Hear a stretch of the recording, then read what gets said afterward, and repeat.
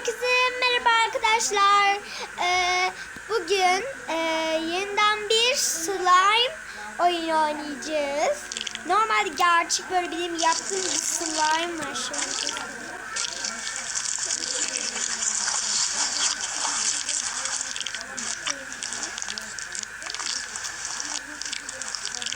Şöyle. Güzel. Buradan yeni slime'lar alınıyor ya da yapılıyor. Ben şunu yapacağım. Oha, çok güzel görünüyor değil mi arkadaşlar? Yumurtamayı karıştırmamız lazım. Şu şey de olacak, bakın, beyaz.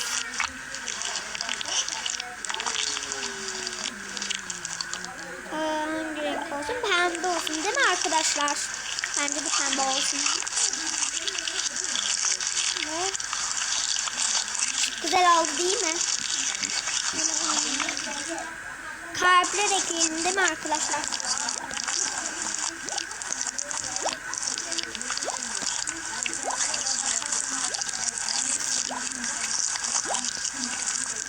İsmi Pamuk olsun. Ya da ismi... Bakın böyle. Tıraş köpüğü gibi. Şöyle. Arkadaşlar bir de şöyle yapılı bir şeyler var.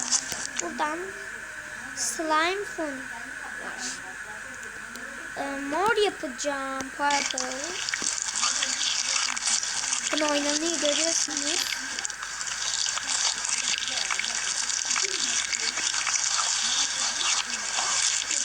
Tamam. Mor.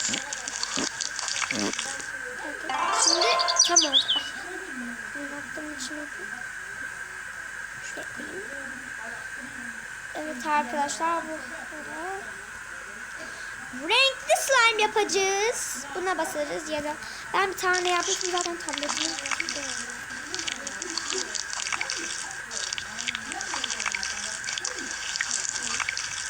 Arkadaşlar bunu buraya yazalım. İkimiz birlikte çekelim merhaba arkadaşlar diye. Bunu sil. Ama dur, şu an çekiyorum, dur. Evet arkadaşlar. Çok güzel oldu arkadaşlar. Elif de gelmek istiyor. Gel. İkimiz birlikte çekelim dedim. Birazdan evet arkadaşlar, bugün bu kadardı. Abone olmayı unutmayın. Yarın bir tane daha çekeceğim. Bye bye. Abone olmayı unutmayın.